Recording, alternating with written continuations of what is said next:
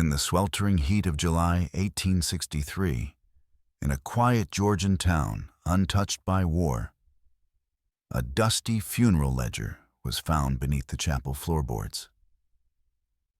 Its pages were brittle, stained, and impossibly dated. Each name it recorded was still alive, breathing, laughing, unaware. But within days of being inked, they all met violent, inexplicable deaths. And the ledger kept writing on its own. It was during the spring thaw of 1863, in the town of Elk Hollow, that a group of railway workers first unearthed the object that would mark the town forever. They had been digging a foundation for a supply depot just east of the churchyard when their shovels struck something that didn't feel like earth or stone. It gave off a strange metallic clang, though there was no metal in sight. When they brushed away the wet mud and broken roots, they found a wooden box, rotted at the corners but bound with two tight iron straps that hadn't rusted a day.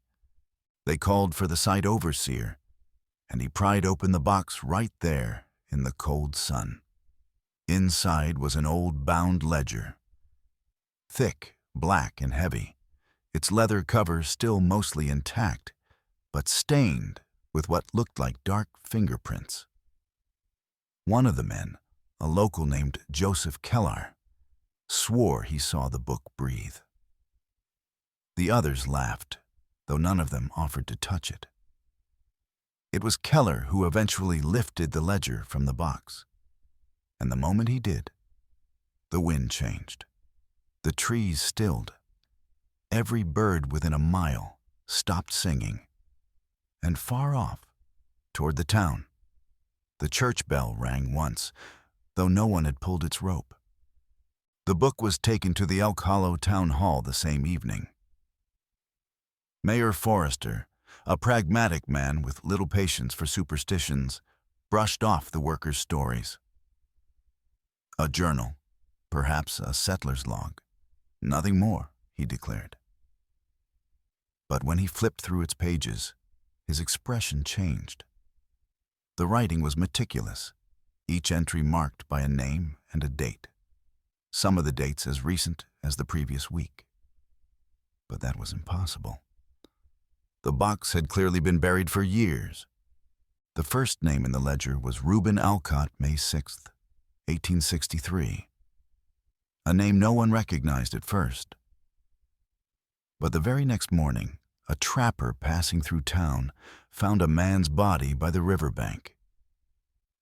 He had no identification, but the coroner confirmed his name, Reuben Alcott, based on a note tucked into his boot, dead, exactly as written, exactly on the date. Word of the book spread quickly. A few called it a coincidence. Others remembered that when strange things happen in Elk Hollow, they tend to stay strange. The townsfolk were split. Some demanded the ledger be burned. Others believed it should be locked away as evidence. Mayor Forrester, visibly shaken now, ordered it stored in the courthouse safe. That night, the sky over Elk Hollow turned blood orange. No storm, no clouds, just an unnatural hue that bathed the whole valley in silent firelight. And in the dead quiet of the sheriff's office, the book wrote another name, on its own. Sheriff Harlan was the only witness. He said he heard the sound of a quill scratching. When he looked inside the safe, the book was open, ink still wet. Judith Rowe, May 8th, 1863. Judith was the sheriff's own sister-in-law. She worked at the general store. That very night, she fell down her staircase and broke her neck. No one had pushed her. No one had been nearby. The stairs were dry. She had walked them 100 times. By the end of that week, 5 more names had appeared in the book, and 5 townspeople were dead. The mayor called an emergency town meeting. People shouted over one another. Some called it a curse, others a hoax, and a few whispered that the town was being punished for old sins. No one dared destroy the book, though many tried. Matches would not catch on the pages. Axes glanced off it as if it were iron. Even the church's holy water hissed and steamed when poured on its cover, but the book remained. Among the townsfolk, a man named Elias Turn, a retired pastor turned recluse, spoke up in the meeting for the first time in 20 years. His voice was hoarse and slow. He claimed to have seen a similar book once before, back in Georgia, during the War of 1812. "It doesn't predict death," he said. "It decides it." The crowd fell silent. "It writes names not of the dying, but of the chosen." From that moment on, people started leaving Elk Hollow. Wagons pulled out in the night, entire families disappearing by morning. But for those who stayed, the ledger remained. Every night, a new name. Every morning, a body. And yet no one could say where the book came from. No record of it in any archives. No known writer. The cover bore no title, only a small burn mark in the shape of a crescent moon. Sheriff Harlan began to keep a diary of his own, an account of each name written, each person lost. He was convinced there must be a pattern, a reason, but as the deaths mounted, the sheriff's notes grew frantic. "It knows things," one entry read. "It watches, it waits." In the final paragraph of his last entry before vanishing himself, he scrawled, "Tonight I heard my name." The sheriff was never found. Just his badge, resting on top of the open ledger. The page had turned. His name was written in red dot. The town of Ashcroft, nestled between the jagged spines of Pennsylvania's rural ridges, had learned long ago to keep its head low during storms, both of the weather and of fate. But none more so than Mrs. Lydia Corwin, the town's oldest resident, and perhaps its most avoided. They called her the widow in the red house. Her crimson-painted cottage, slightly sunken into the earth and covered with curling vines, sat just beyond the old Lutheran cemetery.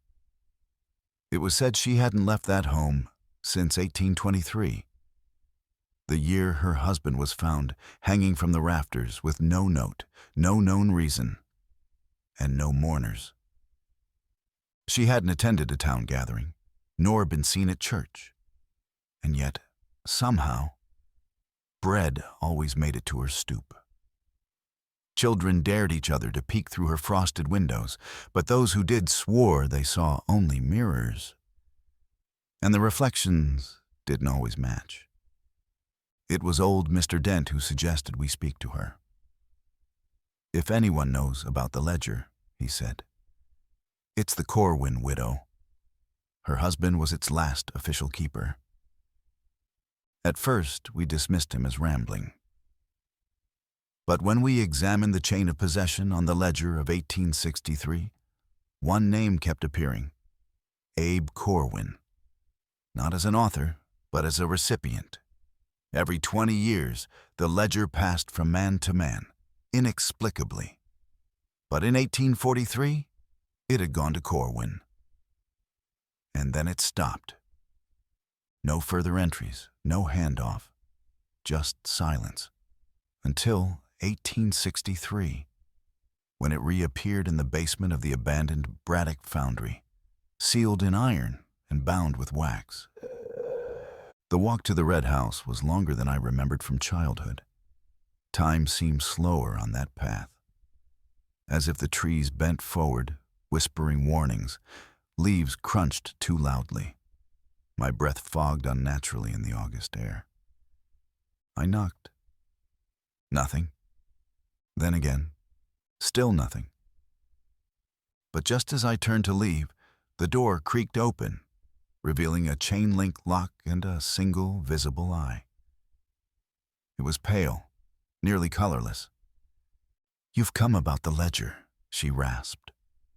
I swallowed. Yes. The chain clattered and fell. The door opened. Inside, the air was heavier than should have been possible. Dust motes floated like dying stars. The scent of rose water, old paper, and something faintly metallic coated the tongue. She motioned to a velvet chair and sat across from me in silence for what felt like minutes. Then, with stiff fingers, she opened a locked drawer in an ivory-painted chest. From within, she pulled a folded black cloth. She laid it gently on the table, unwrapping it layer by layer. Inside was a torn page, a match for the ledger, her husband's handwriting. This page was never meant to be seen, she whispered. It was torn from the ledger before the end. The page was dated October 13th, 1848. Beneath it, 5 names were listed. All were crossed out in dark ink, but not scratched. The ink had pooled over them unnaturally, as if repelled from the paper, bubbling on the surface. She reached into her shawl and removed an old rosary, but the cross had been replaced with an obsidian disc carved with a symbol I couldn't identify. My husband thought he could change it, she said softly, barely audible. He thought if he recorded the names differently, if he used their middle names or altered dates of birth, it might break the pattern. But it didn't. Break what pattern? I asked. She looked up then, directly at me for the first time. The ledger doesn't record the dead, she said. I blinked. What does it record? She leaned closer, and with breath that smelled faintly of lavender and ash, she whispered, It chooses them. A silence fell. I stared at the names, none familiar. She pointed to one near the bottom. Clayton R. Bell, she said. He was just a boy when we moved here. His name appeared that year. He vanished in winter. No one ever found him. And the others? All gone, all without burial. The ledger only marks those it wants. I felt a chill form behind my ears. Why did it stop? It didn't, she said, almost mournfully. My husband took the page and tried to hide it. But the book continued, just differently. It started writing in ways he didn't understand. Blood, scratches, on walls, not paper. I frowned. You mean it began recording outside of the book? She nodded. Where is the ledger now? I asked. She hesitated, her gaze drifting to the far end of the room, where a small wooden door was half covered in heavy drapes. In the floorboards, she whispered, but it won't show you anything unless it wants to.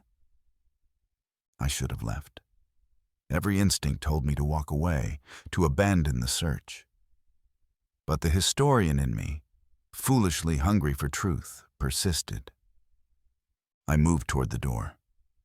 Don't, she said suddenly, voice sharp and panicked. Not now. Not until the eclipse passes. I stopped. Eclipse? She turned toward an old grandfather clock, its glass fogged and its pendulum silent. It's begun. Today is August 7th. The last time the ledger awoke, there was a blood moon. I glanced outside. A darkening hue tinged the sky.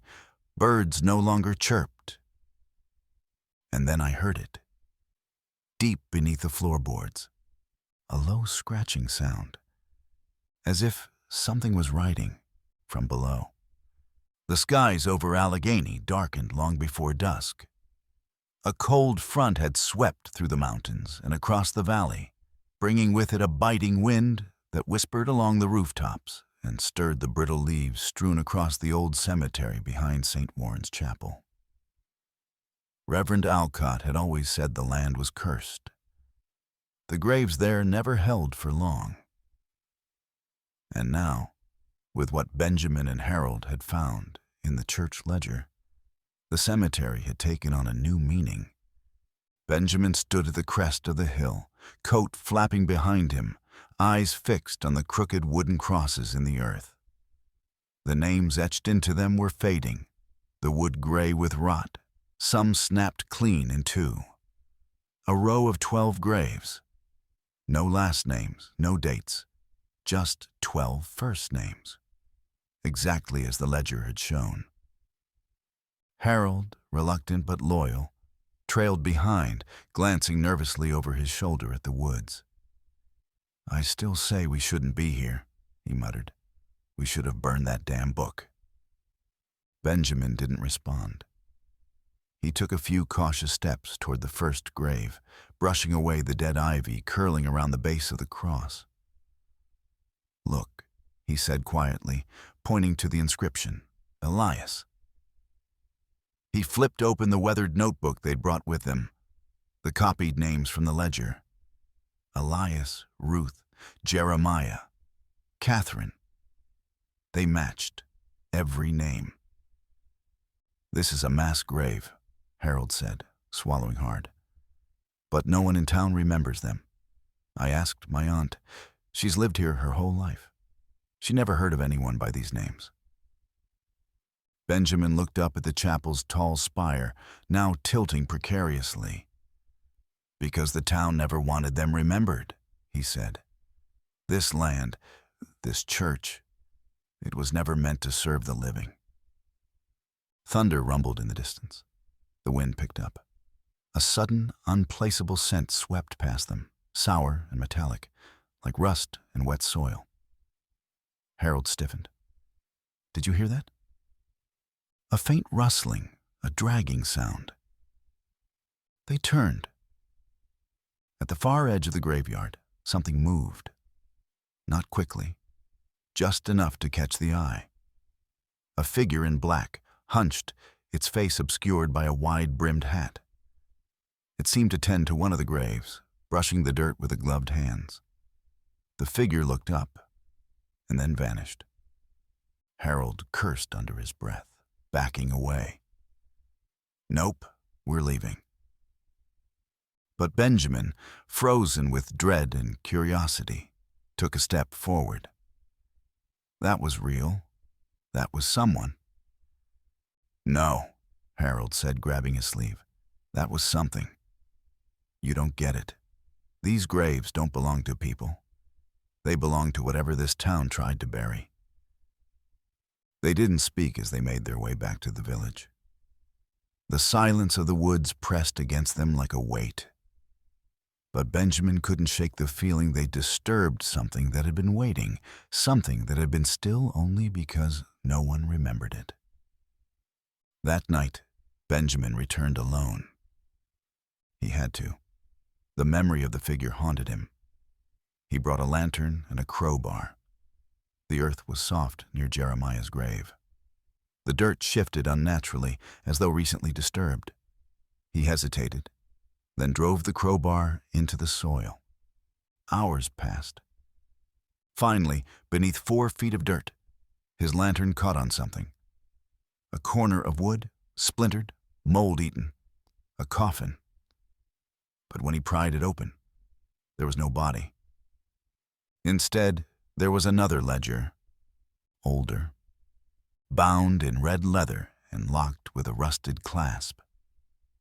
Benjamin stared at it in disbelief, heart hammering. He knew what this meant. The first ledger wasn't the only one.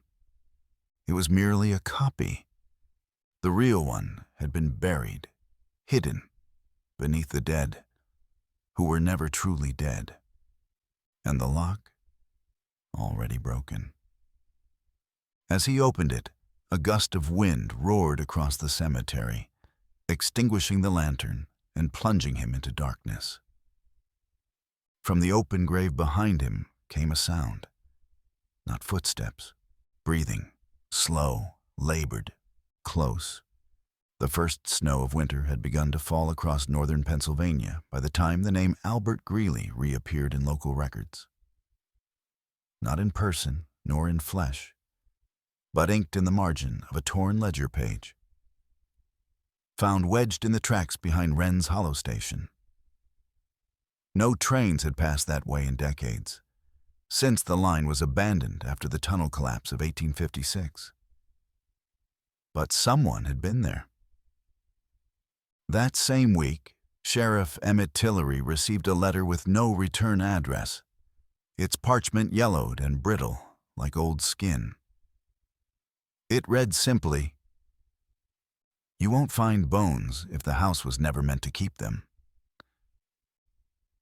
A.G." Inside was a pressed sprig of lavender, wilted but curiously fragrant. Emmett knew the initials immediately. Albert Greeley, the former station master of Wren's Hollow, a man who had vanished during the second week of October 1854, just days after the last known entry in the cursed ledger. According to town records, Greeley had worked the line for nearly 15 years without incident. Known for punctuality, quiet mannerisms, and a strange fondness for cryptograms, he was both respected and avoided. It was only after his disappearance that townsfolk remembered his eccentricities. How he often spoke to the walls of the signal house, how he never accepted payment in coin, and how he refused to touch any document with red ink. Sheriff Tillery, already investigating the ledger, turned to Greeley's last known relative, a niece named Clara Mayfield, then living in a rest home in Lancaster County. Clara, thin and ghost-pale at nearly 80, spoke little. But when asked about her uncle, she grew visibly shaken. "Albert didn't go missing," she whispered. "He went back. That's what he always said. I don't belong to here. I belong to the ledger." When Tillery pressed her for details, she gave him a name: Gatlin Pass. Gatlin Pass was a switch point on the old railroad line, where 3 tunnels intersected beneath the mountains. One had collapsed in the 1856 accident, but the other 2 remained, sealed off with rusted steel gates. Locals warned that no birds flew near that stretch. No animals dared go close. Tillery and a small team of deputies reached Gatlin Pass just before nightfall. The wind howled unnaturally through the ridges, and the tracks were covered in ice despite mild temperatures. There, hidden in the gravel beneath the old switching platform, they found it. A second ledger, bound in similar leather, same blackened pages. Only this one bore Greeley's name embossed in gold on the inner cover. And every page was filled, not with names but dates. Hundreds of them, some in the past, many in the future. One of them matched the current day, and beside it, in shaky script, "The station master returns." Tillery and his men descended into the tunnel. The deeper they went, the louder the humming grew. Low at first, like vibrating iron, then almost orchestral.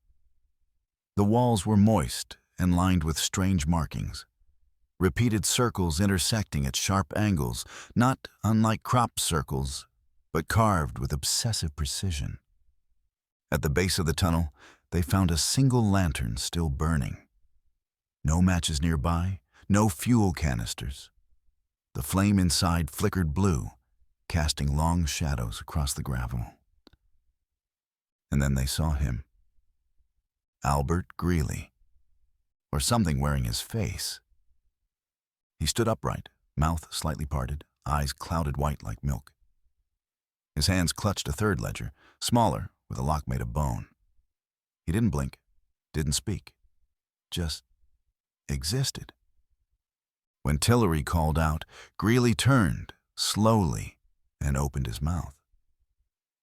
But instead of a voice, A sound like a train whistle burst forth, so loud and high it shattered two deputies' eardrums. The others fled, but not before snapping a photograph, grainy and blurred, showing a tall figure with empty eyes surrounded by floating embers. The incident was never reported publicly. Sheriff Tillery resigned a month later, citing visions and fragmented time. He now lives in isolation near Scranton, carving ledger symbols into wooden planks and refusing to use clocks. As for the ledgers, they were turned over to a private investigator working with the state, though no agency has since confirmed possession. Yet, on cold winter mornings, some say they still see a lone figure walking the abandoned tracks near Wren's Hollow. He carries a lantern, hums the sound of a train, and stops at every station that no longer exists. They found it buried beneath a floorboard inside the old mill, what had once been the township's administrative office. In 1863, before it burned in a strange fire. The town councilman who discovered it, Walter Griggs, was not a man prone to superstition. Yet, the moment his fingertips brushed the surface of the weather-worn leather ledger, a sudden cold rushed up his spine, like a scream frozen in time. The book was untouched by flame. It shouldn't have existed. Walter, compelled by an unknown urgency, brought it to the township records room, where it sat for days on a long oak table, breathing silence into every corner of the building. Nothing about it made sense. It wasn't listed in any inventory, had no author, and most unnervingly, the names inside weren't familiar to anyone from the region. It wasn't until Eliza Kane, a local historian, opened its brittle cover that they began to see its true nature. The ledger contained 10 sections, each dated with a specific entry year, beginning from 1801 and ending abruptly at 1863.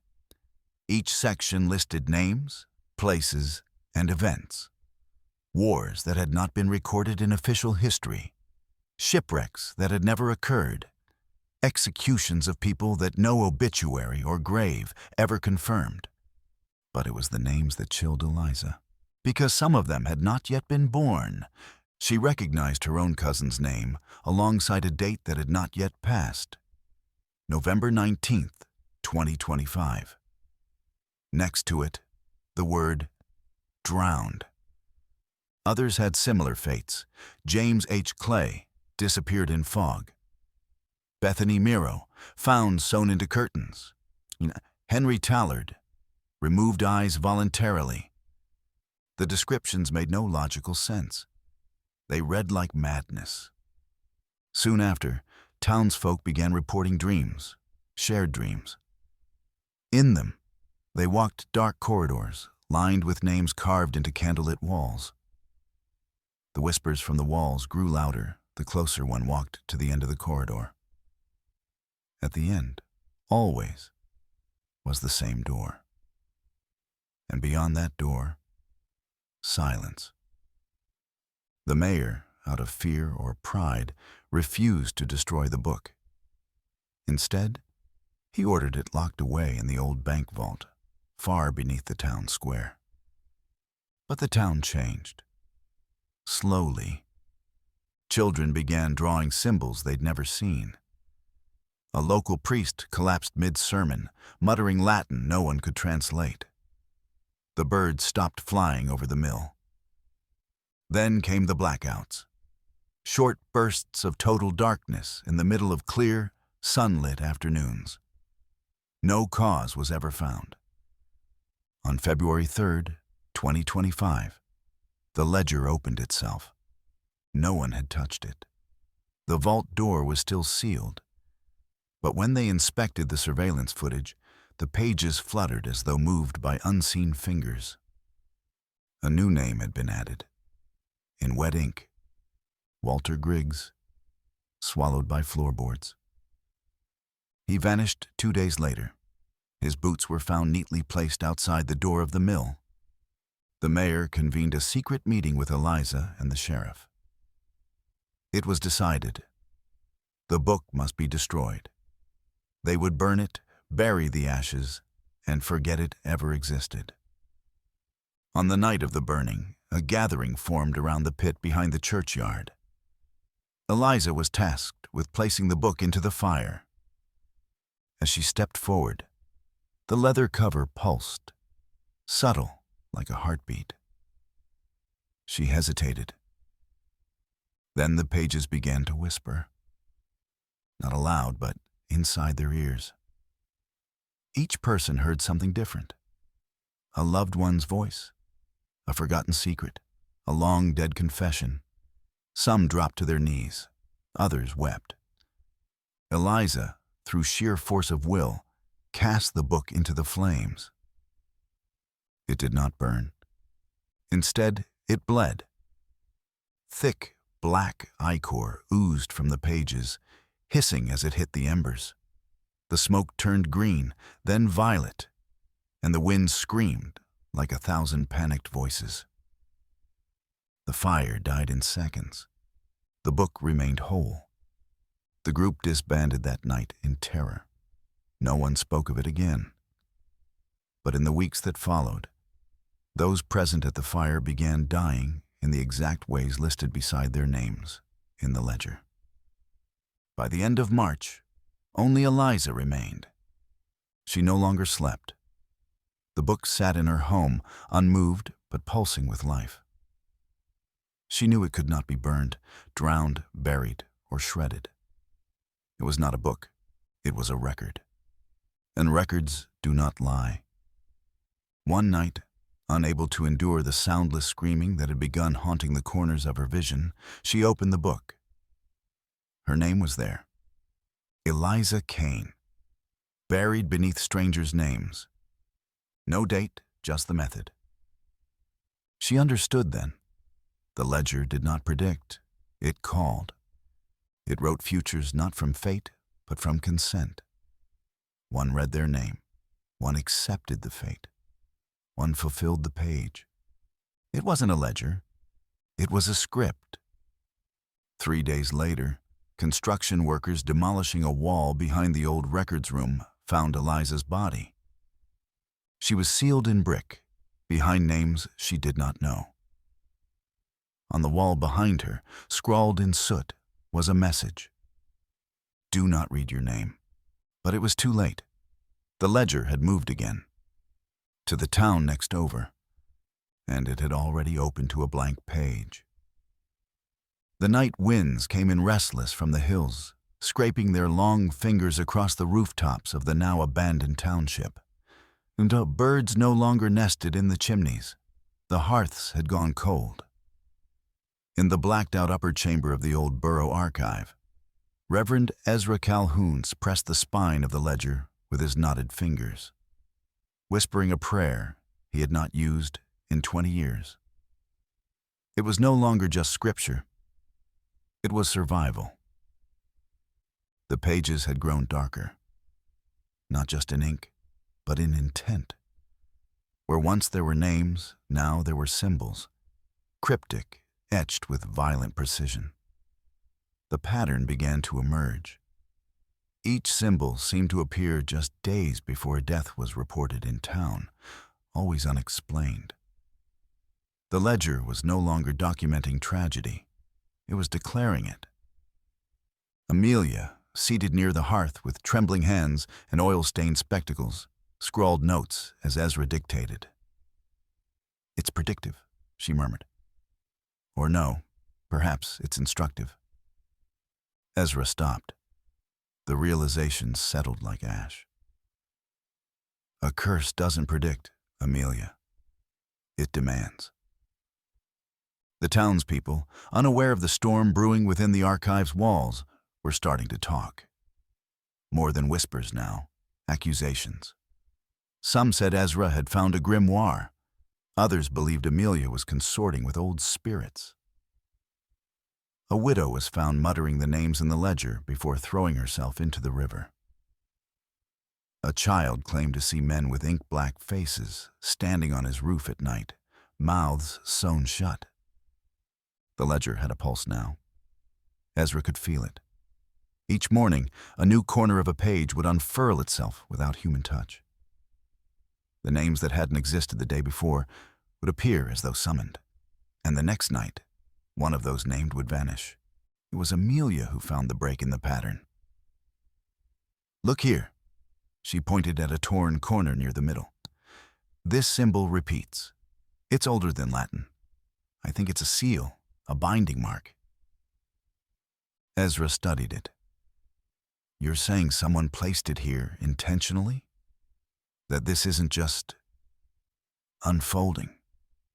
She nodded. Whoever scribed this wasn't documenting history. They were binding it, locking it away. And someone, something, had broken the seal. That night, they called on the last remaining original townsman, Abram Northcott, nearly 90, and the only one still alive who remembered the township before the ledger appeared. Under flickering candlelight in the chapel basement, Abram spoke. We never spoke of the scrivener, not in words anyway. He came from the east, quiet as snowfall, in the winter of 1855. Said he was a historian, said he only wanted to observe. Ezra leaned forward. "But?" Abram shook his head, sorrow sinking into his wrinkled features. "Things went wrong after he arrived. The mines collapsed. Children went missing. People started seeing things, shapes that followed them but left no shadow." "And the ledger?" Amelia asked. "He carried it always," Abram whispered. "Bound in black, sealed in wax. Said he recorded what should never be spoken aloud. We thought he left town after the fire, but no one ever saw him go." Ezra and Amelia returned to the archive, every step echoing with a dread that no longer felt abstract. They needed to reseal the ledger. But how do you bind something that was never meant to be opened? In the flickering lantern light, Amelia's hands trembled as she mixed ash, wax, and cedar sap, the old formula from the church's apocryphal texts. Ezra chanted softly in Latin, the air tightening around him as if the room disapproved. When the final drop sealed the emblem shut, the ledger let out a hiss, not audible but felt in the teeth. Every candle in the building extinguished at once. Silence. Then, scratching, from the walls, from the floorboards, from inside the seal. Amelia turned pale. "We didn't bind it, we woke it." The next morning, the sun rose blood-red over the township. A low hum filled the streets like a funeral bell that never ceased. And in the center of the church courtyard, laid out with eerie precision, were 12 stones, freshly carved with names. Names that had not yet been written in the ledger. Names of the living.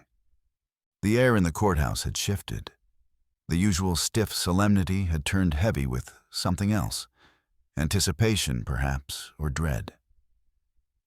Whatever it was, it lingered as Isaac Horner, the scrivener of Coldwick Township, stepped into the witness stand with trembling hands and yellowed papers tucked beneath one arm. He was a man of slight build, perhaps in his late 60s. But his eyes were sharp, restless and murky, like the Susquehanna after a storm. He had served as the official record keeper for over 3 decades, penning births, deaths, marriages, deeds. But it was one particular entry, one ledger he'd never speak of aloud, that had brought him before the judge and townspeople today. A hush fell across the room as the prosecutor leaned forward. "Mr. Horner," the prosecutor began, "you were in possession of the 1854 township ledger, were you not?" "I was," Isaac replied, his voice dry like parchment, "though I wish I never had been." Gasps rippled through the spectators. Even the judge seemed momentarily unsettled. Isaac unfolded a thin slip of yellowed paper and held it up. It wasn't the ledger itself, but a copied excerpt. The original, he claimed, had vanished the same week as the fire that gutted the parish storage house. But before it vanished, Isaac said, I copied several names and dates. I needed proof in case it came for me next. The prosecutor raised an eyebrow. It? Isaac did not answer immediately. He instead lifted the paper and read aloud. April 2nd, 1854. Burials entered. Martha Lynn, no kin. Jonathan Hare, unaccounted. Lydia York, missing, presumed dead. Time of death uncertain. Burial location, unrecorded. Cause, unspecified. The courtroom stiffened. Isaac continued.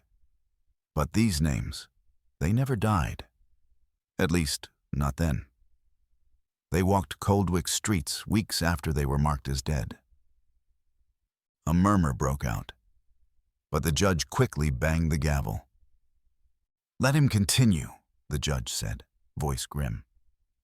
Isaac nodded. When I first found the entries, I assumed they were clerical errors. But the handwriting was my own, and the ink was fresh, impossibly fresh, like it had just been penned that morning. I didn't remember writing it. He paused, swallowing. But I kept seeing them, he said. The dead. In town, at the grocer, at Mass.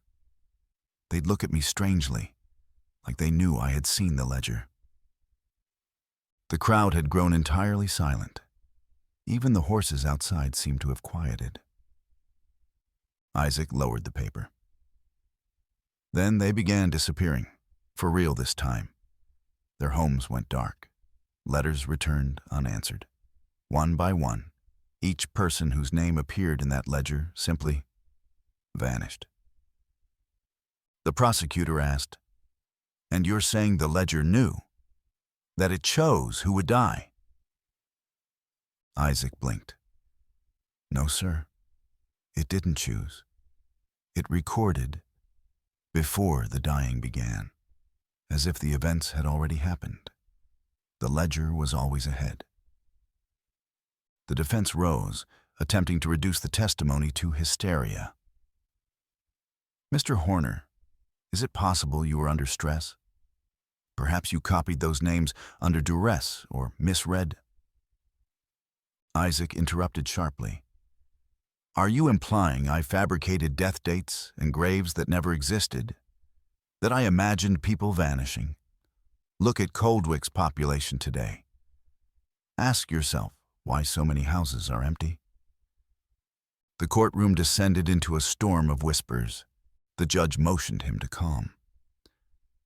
Mr. Horner, the judge asked with eerie calm, did the ledger ever record your name? Isaac went pale.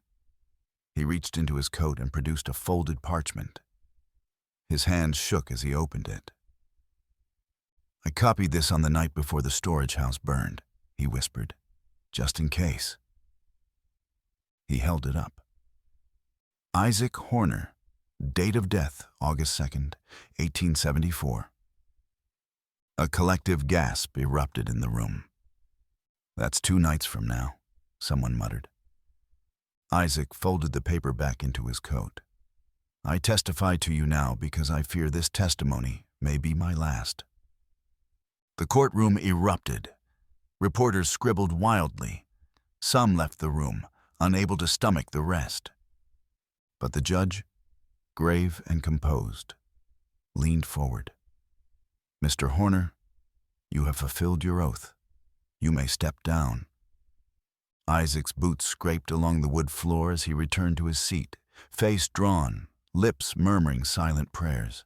That night, Isaac Horner's home was set ablaze under mysterious circumstances. By the time the fire brigade arrived, there was nothing left but scorched floorboards and a single unburnt scrap of parchment fluttering near the foundation. His own death record.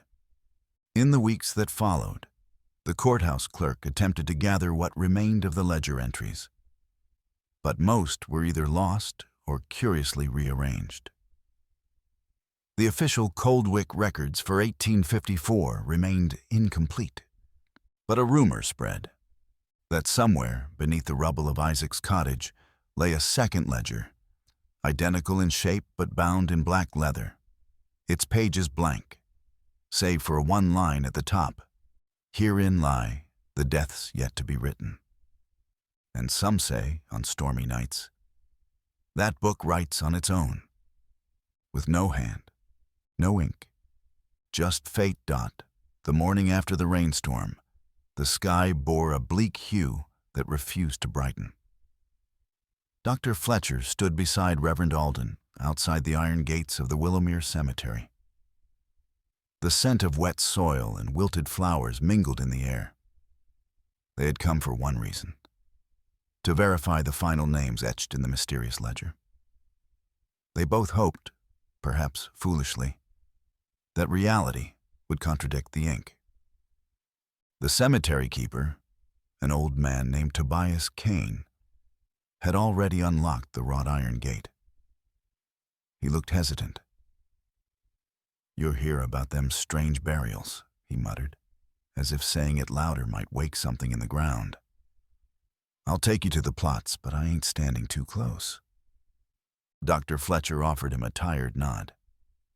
"Just show us the way." They followed Tobias down a narrow path, overgrown and muddy. A chill settled over them as the trees grew denser, casting shifting shadows even in the morning light. At the farthest edge of the graveyard, away from the ornate tombstones and family plots, were 12 crude headstones. No names, no dates. Only freshly packed soil marked their presence. Fletcher opened his satchel and took out the ledger. 12 names, he said quietly, and 12 graves. Reverend Alden stepped forward. "No burial records exist. I checked the church registry, no ceremonies, no witnesses, just ground opened and filled." "Kane," Fletcher called to the cemetery keeper, "who dug these graves?" Tobias rubbed the back of his neck. "I didn't. I ain't been here that night. Came back after the storm, found them already there. No sign of anyone coming or going, no wagon tracks, not even a damn shovel left behind." Fletcher knelt beside the first grave, touching the cold stone. "Something's wrong with this place." He opened the ledger again, running his finger down the list. The names didn't feel like names anymore. They felt like claims. 12 human souls, already bound to the earth before anyone had spoken of them aloud. Suddenly, a low groan echoed from the woods behind them. All 3 men froze. "Probably a tree in the wind," Alden said too quickly. Fletcher wasn't convinced. Neither was Tobias. The old man backed away slowly. "I've seen enough. I'm locking this gate again. If you're wise, you'll do the same with that book." Later that evening, Fletcher sat alone in his study. Rain drummed against the windows again, just as it had the night before the names appeared.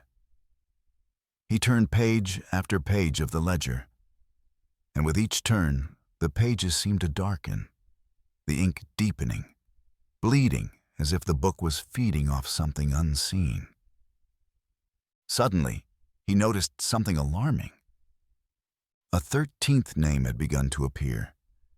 It wasn't complete, just a faint outline, like a ghost pressing through paper.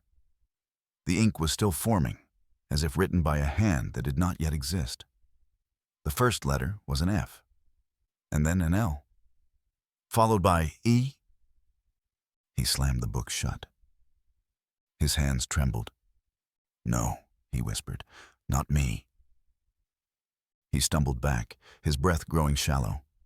The room grew colder. The lantern flickered, then went out. In the dark, Fletcher could hear something shifting, pages turning on their own. And in that eerie silence came a whisper from the ledger itself. "You read us, now we write you."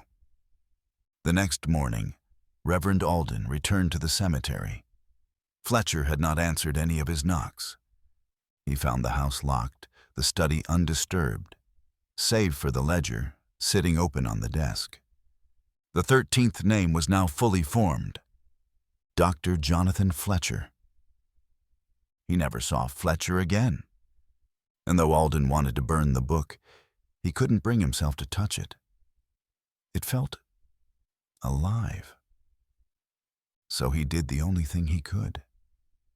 He placed it in the church's cellar, locked beneath stone and salt and prayer. But it still called. And now, it waits for the next reader. The lantern sputtered in Jonathan's trembling hand as he stepped across the warped threshold of the old surveyor's hut. The candlelight danced weakly on the surrounding walls, revealing the rotting beams and yellowed maps still nailed to the peeling interior. His boots crunched over brittle papers strewn across the floor. Old charts, ink-stained measurements, and calculations no longer relevant to any known geography. But Jonathan wasn't here for maps. He was here because the man who called himself the Collector had agreed to speak with him. This man, whose name didn't appear in any census or land registry, had sent a single message, written in a hurried, slanted hand. "You followed the ledger this far, but you don't understand what you've invited.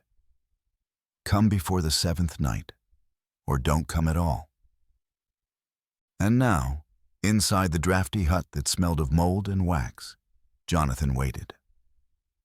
Footsteps, soft, bare, deliberate. From behind a broken partition, the man emerged.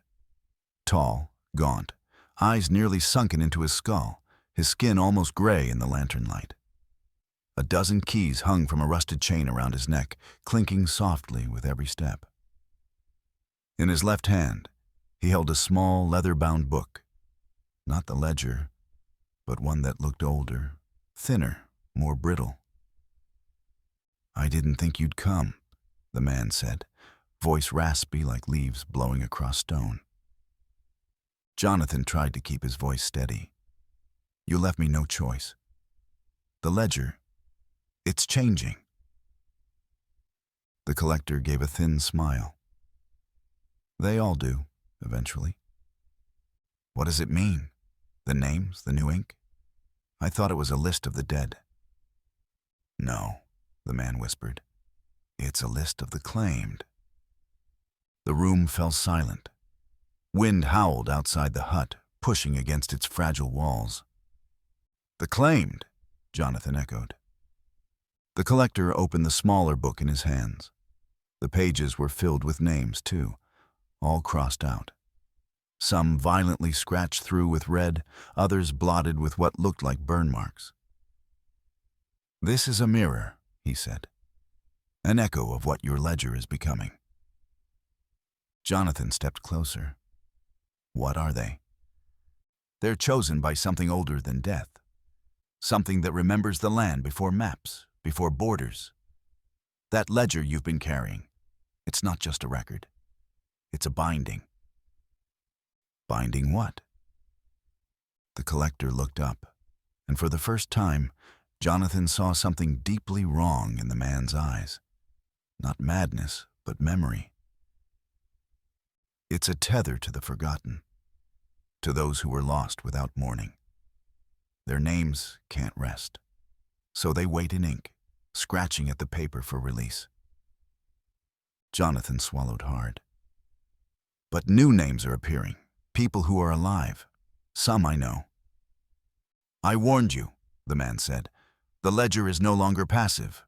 It is seeking witnesses, participants, carriers." Jonathan's breath hitched. "It wants me?" "No, it wants your name." The Collector's gaze darkened. "Once it has that, you stop being a reader of history. You become history." Suddenly, the keys around his neck rattled violently on their own. The lantern's flame bent unnaturally sideways, even though no wind touched it. The smell of sulfur crept into the room. "It's here," the man whispered. "It doesn't like us speaking." From beneath the floorboards, something groaned, long and low, like timber straining under weight. The maps on the wall curled inwards. The ink on the collector's book began to blur. "I have to go," he said, thrusting the book into Jonathan's hands. "Take this. It'll show you what not to do." "What about the ledger?" Jonathan asked, backing away. "Don't let it know your name," the man hissed. "Speak nothing aloud in its presence. And whatever happens, burn it before the final night." "But why not now?" The collector leaned in. "Because if you burn it too early, it burns with you." A sudden scream pierced the hut. Not human, not animal. Jonathan turned, ready to run, but when he looked back, the collector was gone. Only the rusted keys remained on the floor. And the smell of ink, still fresh, from the book now trembling in Jonathan's grasp, the train to Philadelphia groaned under its weight, steam hissing like a final exhale. Reverend Charles had the ledger in his satchel, wrapped tightly in oilskin, and held it close as if it might leap out and whisper its truths aloud. The quiet of the carriage was interrupted only by the sound of wheels grinding metal tracks and the faint sobbing of the widow across from him, though he never saw her board. She wore a hat too large for her narrow face, and stared not at the passing landscape, but directly at him. The final stop arrived just after dusk. Charles stepped onto the platform, squinting through the gathering fog. A man in a brown overcoat greeted him. Agent Halberd from the Philadelphia Bureau of Unexplained Records. He extended a gloved hand and motioned Charles to follow him. No greetings, no questions, just movement into the stone building looming ahead. Inside, time had not moved. Dust clung to forgotten files, and a clock ticked half a beat behind reality. The agent led him into a chamber lined with vaults, one labeled simply mundane, another suppressed. They placed the ledger into a fireproof box and locked it. Agent Halberd spoke with a calmness that unsettled Charles. "Sometimes history must stay unrecorded. You were not meant to find this." Charles asked the question he'd held for weeks. "Then why me?" Halberd tilted his head. "Because it needed a scribe and a witness." Before Charles could respond, a bell rang. 3 chimes. The lights flickered. Halberd stood and left the room without a word. Alone now, Charles stared at the vault. Something tapped from inside the box. Soft, repeating, tap, tap, tap. He didn't dare open it. Instead, he placed his hand upon the steel, whispered a prayer, and turned away. The bureau closed the next morning. No trace of Agent Halberd. No record of the building existing. When Reverend Charles returned, it was an empty lot surrounded by cracked pavement. Only the indent of what once was a foundation remained. And in his bag, the ledger. Back home, the entries had changed. Names appeared he had never seen. Towns erased from all maps. One entry at the very bottom, dated tomorrow. It listed his name, his birthplace, the hour of his death. That night, he sat by candlelight and penned one last confession. History is not linear. It folds. It devours its own chapters. He closed the book. At 3:13 a.m., he disappeared. Not died, not murdered. Disappeared. The chair remained warm. The candle still burned, But Charles was never seen again. They say the ledger still writes itself, left on the steps of an archive, in the back seat of a stranger's car, in hospital drawers, in children's backpacks. Wherever it is, it waits, not to be read, but to be written into, one name at a time. Perhaps yours is already there.